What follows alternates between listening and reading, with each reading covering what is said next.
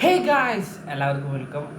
ഇന്ന് ഞാൻ ഒരു പടം കണ്ടു. ലോക ഒരു രക്ഷയില്ലാത്ത പടം.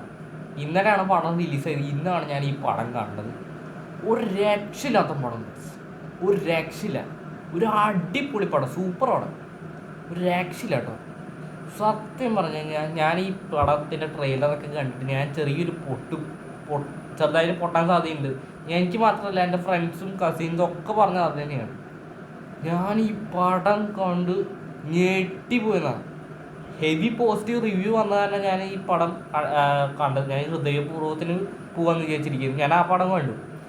പക്ഷെ അതെനിക്ക് ഇഷ്ടപ്പെട്ടു. പക്ഷെ ഈ പടം ഒരു രക്ഷയില്ല. ഒരു മലയാള സിനിമയാണെന്ന് തോന്നിപ്പോകും. ഒരു രക്ഷയില്ല. ഞാൻ ലാസ്റ്റായിട്ട് ഇത്രയ്ക്കും ടെക്നിക്കൽ ക്വാളിറ്റി ഉള്ള അടിപൊളി സ്ക്രീൻ പ്ലേ ഉള്ള ഒരു നല്ലൊരു പടം കണ്ടിട്ട് ഞാൻ അവസാനമായിട്ട് കണ്ടത് 2018. പക്ഷേ ഈ പടം അതിനേക്കാൾ പീക്ക്. മലയാള സിനിമേൻ്റെ ബെഞ്ച് മാർക്ക് എന്ന് പറയും ഈ പടം. സൂപ്പർ ഹീറോ ലെവലിൽ.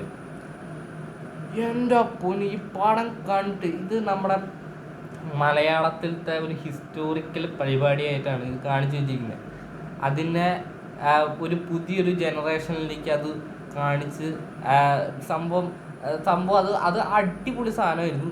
ഇത് വേറെ സിനിമയിൽ നിന്ന് ഇൻഫ്ലുവൻസ് ആയി ഇൻസ്പയർഡ് ആയിട്ട് കോപ്പി അടിയും പരിപാടിയില്ലേ. ഈ കൽക്കിയിലൊക്കെ ഈ മാഡ് മാക്സും ഡ്യൂണൊക്കെ കുറേ സീനുകൾ അതേപോലത്തെ ഒരു കോമഡി പരിപാടി അങ്ങനത്തെ അതേപോലത്തെ ഒരു കൺസെപ്റ്റും കാര്യങ്ങളൊക്കെ ഉണ്ടായിരുന്നു അതിൽ.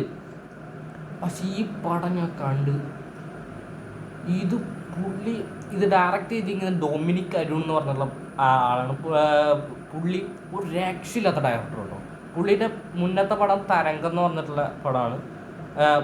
അത് എനിക്ക് ഇഷ്ടപ്പെട്ട പടമാണ്. പക്ഷേ ഈ പടം ഇത് എത്ര നാളുകൊണ്ട് എഴുതിയതാണെന്നൊന്നും എനിക്കറിയില്ല. ഒരു രക്ഷയില്ല ഗൈസ്. ഈ പടം നിങ്ങൾ കണ്ട് തിയേറ്ററിൽ എക്സ്പീരിയൻസ് ചെയ്തില്ലെങ്കിൽ, ഈ പടം നിങ്ങൾ OTTയിൽ കാണാൻ വേണ്ടി വെച്ചിരിക്കുകയാണെങ്കിൽ നിങ്ങൾ ഈ തിയേറ്ററിൽ പോയി പടം കാണാൻ നിർത്തിക്കോ. ഒരു രക്ഷയില്ലാത്ത പടം അല്ല. ഇത് ഫാമിലി ഓഡിയൻസിന് പറ്റുന്നതാണെന്ന് വെച്ച് കഴിഞ്ഞാൽ ഇത്തിരി ചെറിയ കുട്ടികൾക്ക് ഇത് പറ്റുമെന്ന് എനിക്കറിയില്ല. കാരണം എന്താണെന്ന് വെച്ചാൽ അത്യാവശ്യം വയലൻസ് ഉണ്ട്. ചിലപ്പോൾ ആ വയലൻസ് കൊണ്ട് ഇൻഫ്ലുവൻസ് ആവാൻ ചെറിയ സാധ്യതയുണ്ട്. അപ്പം അതുകൊണ്ട് തന്നെ ഇത് വളരെ കുഞ്ഞ കുട്ടികളിലും ഈ 5ാം ക്ലാസ്സിൻ്റെ താഴെയുള്ള കുട്ടികളൊന്നും കൊണ്ടുപോകാണ്ടിരിക്കുക എന്ന് വിചാരിക്കുക. ഇത് സൂപ്പർ ഹീറോ പടമാണ്, ഓണാണ് എന്ന് പറഞ്ഞിട്ട് അങ്ങനെ പോയി കാണാണ്ടിരിക്കുക. പക്ഷേ ഈ പടം ഞാൻ കണ്ട് ഞെട്ടിപ്പോയി. ടെക്നിക്കൽ ടീമിൽ ഫസ്റ്റ് തന്നെ റൈറ്ററും ഡയറക്ടറായിട്ടുള്ള ഡൊമിനിക് അരുൺ ഒരു രക്ഷയില്ലാത്ത ഡയറക്ഷൻ ബ്രോ, ഒരു രക്ഷയില്ല. ഇത്രയ്ക്കും വലിയൊരു അടിപൊളി സാധനം ഉണ്ടായിട്ടാണ് ഇത് പല വട്ടം ആയിട്ട് ഈ പടം കാണാം കേട്ടോ. ഇത് മാർവലിനും DC-ക്കൊക്കെ കാണിച്ചു കൊടുക്കുക. ഇതാണ് പടം എന്ന് പറഞ്ഞിട്ട് ഒരു രക്ഷയില്ല. 40 കോടിയാണ് ഈ പടത്തിൻ്റെ ബഡ്ജറ്റ്. ആ 40 കോടിൻ്റെ പടം കണ്ടപ്പോൾ ഞാൻ പടം കഴിഞ്ഞതിന് ശേഷം ഒരു 500 കോടിൻ്റെ ഒരു 600 കോടി മുടക്കിയ ബഡ്ജറ്റുള്ള പടമുള്ള പോലെയാണ് ഞാൻ ഈ പടം കണ്ടത്. Return and directed by Dominic Arun. പിന്നെ റൈറ്റർ ഉണ്ട്, സാൻഡി എന്ന് പറഞ്ഞിട്ടുള്ളൊരു റൈറ്റർ ഉണ്ട്. പിന്നെ എഡിറ്റർ ചമ്മൻ ചാക്കോ. ഒരു രക്ഷയില്ലാത്ത എഡിറ്റിങ്. ഇത് ഓരോ സീനും എഡിറ്റ് ചെയ്തിരിക്കുന്ന, കട്ട് ചെയ്തിരിക്കുന്ന ഒരു രക്ഷയില്ലാത്ത സാധനം. ആവശ്യമില്ലാത്ത ട്രാൻസിഷൻ കുറേ ഉണ്ട്. പക്ഷെ അതിൽ കുറേ സാധനങ്ങളിൽ എഫക്ട്സ് കൊടുക്കാതെ ആവശ്യമില്ലാത്ത കുറേ എഫക്ട്സ് ഇട്ട് അങ്ങനത്തെ പടമാക്കാൻ പറ്റും ഈ പടം. അങ്ങനെ ഒന്നും ചെയ്യാതെ നല്ല ക്ലീനായിട്ട് എഡിറ്റ് ചെയ്ത് ഒരു നാഷണൽ അവാർഡ് പോലത്തെ കട്ടാണ്. നാഷണൽ അവാർഡ് വിന്നിങ് എഡിറ്റിങ്, അങ്ങനത്തെ ടൈപ്പ് ഓഫ് എഡിറ്റിങ്. അത്രയ്ക്കും ഒരു ടെക്നിക്കൽ ക്വാളിറ്റി. ചമ്മൻചാക്ക ഒരു രക്ഷയില്ലാത്ത എഡിറ്റിംഗ് ആയിരുന്നു കേട്ടോ ബ്രോ. ഒരു അടിപൊളി എഡിറ്റിംഗ്. പിന്നെ അടുത്തത് പറയേണ്ടതാണ് ജെയ്ക്സ് ബിജോയ് മ്യൂസിക്. എൻ്റെ പൊന്നെ ബ്രോ, പുള്ളി എങ്ങനെയാണ് ഇത് എഡിറ്റ് ചെയ്തത്? ഓരോ സീനിനെയും അത്രയ്ക്ക് അടിപൊളി സീനുമാണ്. അതിനെ എലിവേറ്റ് ചെയ്യുന്നത് മ്യൂസിക് കൊണ്ട് എലിവേറ്റ് ചെയ്യേണ്ട ആവശ്യമില്ല. ആ സീൻ അതേപോലത്തെ സാധനമാണ്. ഇത് ഒരു രക്ഷയില്ലാത്ത BGM. പുള്ളി ഓരോ പടം കഴിയുമ്പോഴും ഈ മ്യൂസിക്കിൻ്റെ പീക്ക് എത്താൻ തുടങ്ങി പുള്ളി. മ്യൂസിക് ലെവലിൻ്റെ പീക്ക് ഒരു രക്ഷയില്ലാത്ത കേട്ടോ. എന്നാ ജാതി ബീജമെന്നറിയും ബാക്ക്ഗ്രൗണ്ട് സ്കോർ. ഈ കണ്ട പാട്ടുകളൊന്നും ഇട്ടിട്ട് വെറുപ്പിക്കാതെ പാട്ടുകളൊക്കെ ഉണ്ട്, നല്ല പാട്ടുകളാണ്. അതൊക്കെ ബാക്ക്ഗ്രൗണ്ട് സ്കോർ പോലത്തെ ഇങ്ങനെ സിറ്റുവേഷനായിട്ട് ബ്ലെൻഡ് ചെയ്ത് പോകുന്ന മ്യൂസിക്, അങ്ങനത്തെ സാധനങ്ങൾ. പക്ഷെ സ്കോറും കാര്യങ്ങളും ഒരു രക്ഷയില്ല, അടിപൊളി ബീജിയം. പിന്നെ അത് കഴിഞ്ഞതിന് ശേഷം എടുത്ത് പറയണതാണ് DOP, direction of photography by Nimish Ravi. എൻ്റെ പൊന്നടിയ നിമിഷ് രവിൻ്റെ ക്യാമറ വർക്ക്, സിനിമാറ്റോഗ്രാഫി, ഒരു രക്ഷയില്ലാത്ത സിനിമാറ്റോഗ്രാഫി. എൻ്റെ പൊന്നി, ഞാൻ ജീവിതത്തിൽ ഇത്രയ്ക്ക് അടിപൊളി സിനിമാറ്റോഗ്രാഫിയിൽ പടം കണ്ടിട്ട് എത്ര നാളെന്ന് പറയും. ഒരു world class item, international level.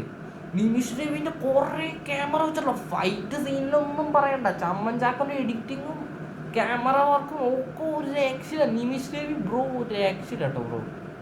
പിന്നെ ചമ്മൻ ചാക്കോ തന്നെയാണെന്ന് തോന്നുന്നു, എനിക്ക് തോന്നുന്നു ഈ മറ്റേ ഇതൊക്കെ ചെയ്ത് കളർ ഗ്രേഡിങ്, ഒരു രക്ഷയില്ലാത്ത കളർ ഗ്രേഡിങ് ആണ് കേട്ടോ. അത് ഒരു രക്ഷയില്ലാത്ത പടം, കളർ ഗ്രേഡിങ് ഒക്കെ.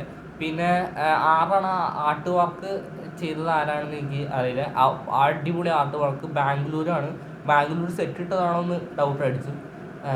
കാരണം ഇത്തിരി ആർട്ടിഫിഷ്യാലിറ്റി പോലത്തെ സാധനങ്ങൾ നിങ്ങൾക്ക് തോന്നാത്ത രീതിയിൽ എന്താ പറയുക, ഒരു ഗ്രീൻ ടോണിലാണ് അത് കാണിച്ചു വെച്ചിരിക്കുന്നത്, ഒരു രക്ഷയില്ല.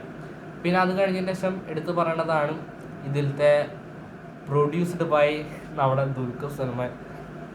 താങ്ക്സ് ദുൽഖർ ബ്രോ, ഒരു രക്ഷയില്ല, ചാക്ക അടിച്ചു പൊടിച്ചിട്ടുണ്ട് സാധനം. ഈ പടത്തിൻ്റെ ലെവൽ തന്നെ മാറ്റിട്ടോ.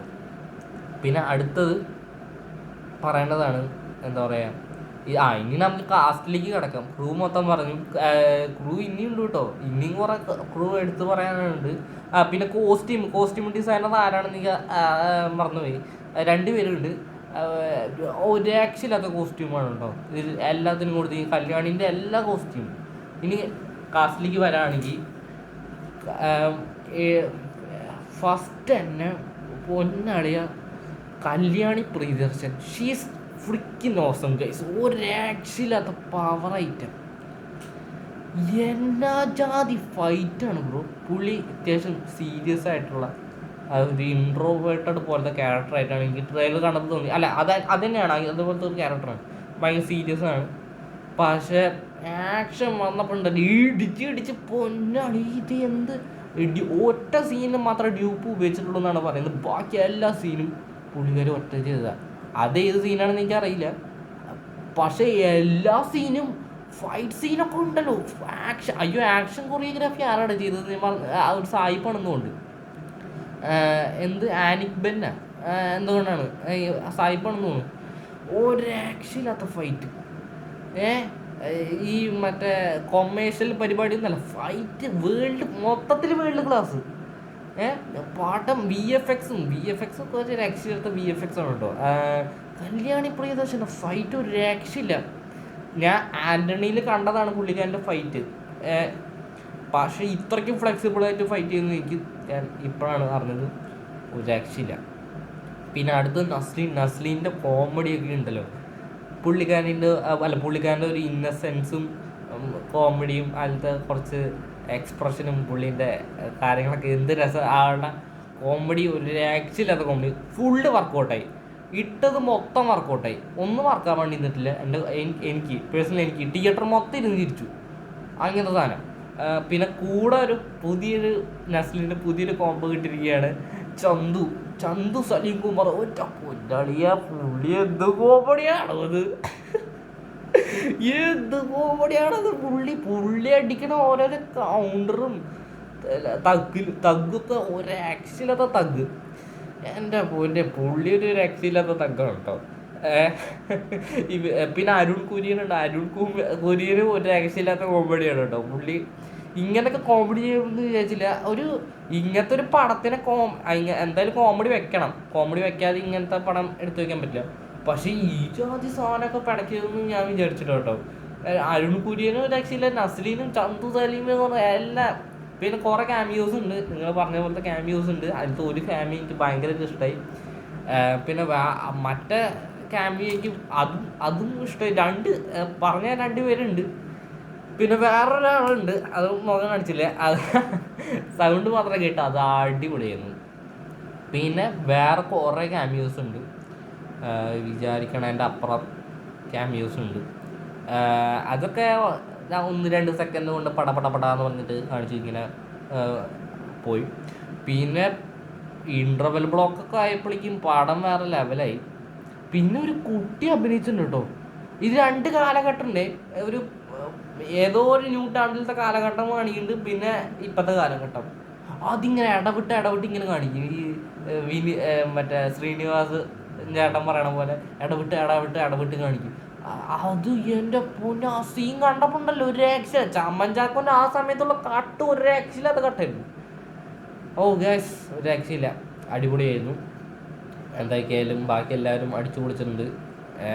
പേരൊന്നും പറയുന്നില്ല, ക്യാമിയോസിൻ്റെ ഒക്കെ കാര്യങ്ങളൊക്കെ ഒരു രക്ഷയില്ല. ഇത് നിങ്ങൾ തിയേറ്ററിൽ പോയി കാണേണ്ട പടമാണ്. എന്തായാലും ഇതൊരു മലയാള സിനിമയുടെ ബെഞ്ച് മാർക്ക് ആവട്ടെ. എന്തായാലും ഹോളിഡേയ്സൊക്കെ വരാൻ വേണ്ടി പോവാണ്. എല്ലാവരും ഈ പടം കണ്ട് മാക്സിമം സപ്പോർട്ട് ചെയ്യുക, പടത്തിൻ്റെ വലിയൊരു നിലയിലെത്താൻ. ഈ പടം മര്യാദയ്ക്ക് മാർക്കറ്റ് ചെയ്തില്ലാന്ന് എനിക്കൊരു തോന്നുന്നുണ്ട്, മര്യാദയ്ക്ക് പ്രൊമോട്ട് ചെയ്യാത്ത പോലെ. നമ്മുടെ ഇൻഡസ്ട്രി ഒക്കെ, പക്ഷെ ബാക്കിയെല്ലാം പാൻ ഇന്ത്യൻ ഇൻഡസ്ട്രിയൊക്കെ ചെറുതായിട്ട് താഴും. അവിടെ ഇത് കാണിച്ചു കൊടുക്കണേ, ഇതാണ് മലയാള സിനിമ എന്ന് പറഞ്ഞിട്ട് കുറേ 500 കോടി 300 കോടി മുടക്കിയിട്ട് തല്ലിപ്പൊളി പടങ്ങളൊക്കെ പടച്ചു വിടാറില്ലല്ലോ ഇവർ. എന്നിട്ട് മറ്റേതാണ് പ്രശ്നം, നടന്മാർക്ക് കൊണ്ട് 100 കോടി കൊടുക്കും, എന്നിട്ട് അത് പോട്ടെ, പോട്ടെ. അപ്പം എന്തൊക്കെയല്ലോ ഒരു രക്ഷയില്ലാത്ത പടം. സൗണ്ട് ഡിസൈൻ, അയ്യോ അത് പറയാൻ പറഞ്ഞു കേട്ടോ, ഒരു രക്ഷയില്ലാത്ത സൗണ്ട് ഡിസൈൻ, ഫൈറ്റ് ഒക്കെ. അയ്യോ സാൻഡി മാസ്റ്റർ പറഞ്ഞില്ല, സാൻഡി മാസ്റ്റർ രക്ഷയില്ല കേട്ടോ, പുള്ളി കൊള്ളാം, അടിപൊളി സാധനം, വൈബോസ്കി സാധനം കേട്ടോ. സാൻഡി മാസ്റ്റർ രക്ഷയില്ല, അത് പുള്ളി നെഗറ്റീവ് ഷെയ്ഡ് പിടിക്കാൻ പുള്ളീനെ വെട്ടിച്ചിട്ട് വേറെ ആരും ഇല്ലല്ലോ. അപ്പോൾ കേസ് എല്ലാവർക്കും ബൈ. പിന്നെ ഒരു കോമഡി നടന്നുണ്ടായിരുന്നല്ലോ, പുള്ളി അടിപൊളിയായിരുന്നു. അപ്പോൾ എന്തൊക്കെയായാലും bye guys, thanks for watching. എല്ലാവരും പോയി പടം കാണാം. Thank you, by.